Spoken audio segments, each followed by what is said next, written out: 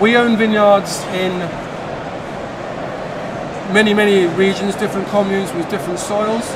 So for these wines, it's a question of blending and getting the style of wine that we want. Late harvest is very consistent year to year. It's made every year and is a very consistent product. Unlike the wines we're going to taste in a minute, which vary a lot and are not always made, very vintage specific. To the north of the region, I've already said, the Zemplin Mountains, and then beyond them are the Carpathian Mountains, so serious mountains. So you get some cold air coming down from there.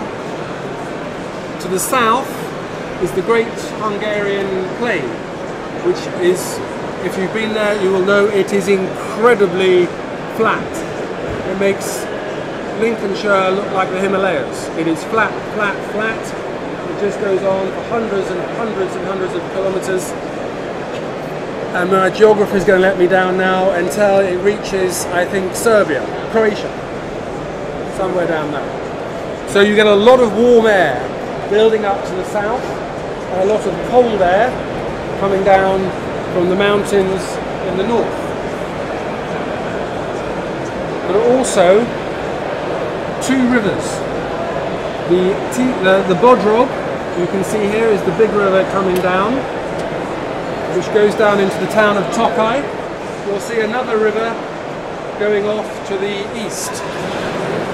These two rivers meet at the town of Tokaj, which is why the region is called Tokaj, because that's where the rivers met. So Tokaj was the market town. They all came in down the river hundreds of years ago to Tokaj. In actual fact, the village of Tokaj is not probably the best place for grapes. It's probably Mad, which is where we're based. But that's why the region is called Tokaj. If we're lucky, in October, November, every morning, you'd wake up in the morning, you're staying in your hotel, draw back the curtains, you can't see a thing, there's thick fog. Suddenly the mist will clear and the sunshine will beat down, beautiful, warm, sunny weather. These are the perfect conditions for botrytis. Noble rot is a fungus and reduces them to these raisiny, shriveled, dried grapes.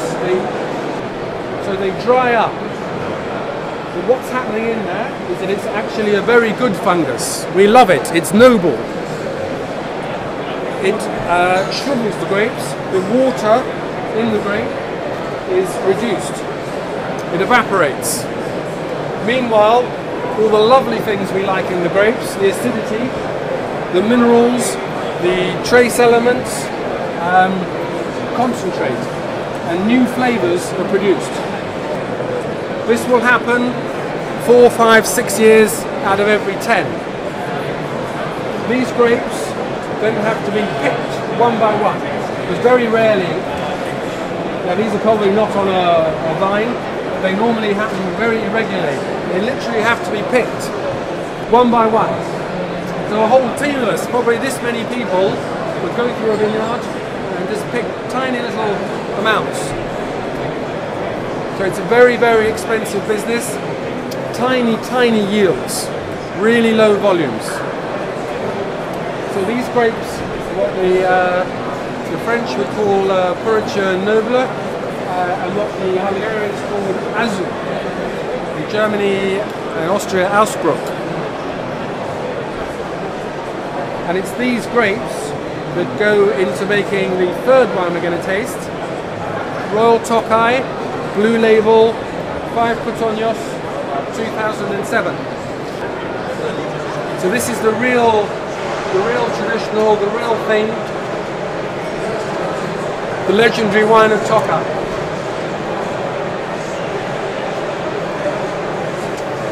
So this is a very sweet wine, much sweeter than Sauternes, but much higher in acidity, so it won't taste as sweet. It has that incredibly fresh acidity at the finish that balances the richness, the sweetness. It's 164 grams per litre of sugar. That's pretty sweet. On the nose I get a lot of tangerine and orange peel, maybe some marmalade, a touch of honey maybe.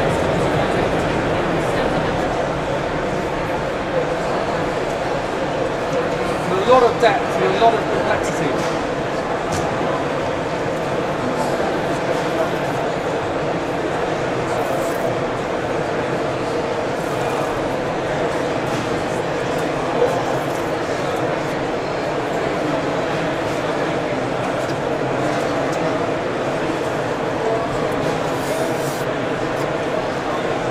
Very low alcohol again, just 11.5% alcohol. But really crisp, yeah? Get that really refreshing, zingy finish. It really makes me want to eat something. It's like an aperitif, it's almost like a fino sherry or something. It's mouth-watering acidity. It's such a lovely way to finish a meal. I was thinking at the end of the meal you probably had maybe a glass of champagne to start with, a glass of white, a glass of red.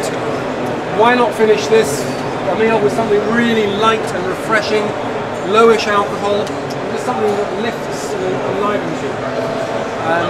It goes fantastically well with all puddings, with cheese, tart tatin, hard cheeses, just about anything, really. The acidity is so strong and so refreshing.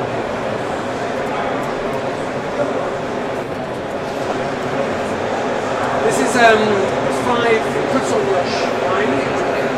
The explanation for all these Coutognoche, you get 3, 4, 5 and 6 Coutognoche, is traditionally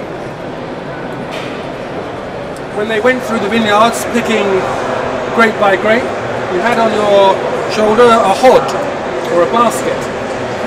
So as you picked, you put the grapes in there. And in Hungarian, this is called a Coutognoche. So once you've filled one basket, it took about 20 kilograms of grapes, so it took you a long time. You went to the end of the row and tipped this Coutognoche into a barrel. The barrel was called a gonzi. So the number of these baskets or Coutognoche that went into the barrel, the more that went in of these concentrated sweet grapes, the sweeter the wine. Now they don't do it that way anymore, it's all a bit more technical now, it's all in grams per litre of sugar. This is a 5 Coutognoche wine, so the minimum it must be is 120 grams per litre of sugar. Correction, 150. There is no maximum. It can be higher than 150. Then 150 to 180 is 6 Coutognoche. This wine is actually 164 grams per litre, so it could be legally a 6 Coutognoche wine. We call it a 5 because our standards are very, very high, and it's the Royal Tokai style is to be that little bit richer than others. So for a 5 Coutognoche, 120 is the minimum. So it's a very sweet wine, but as I say, the acidity just balances it out and keeps it all clean and refreshing and traps in all those beautiful flavours.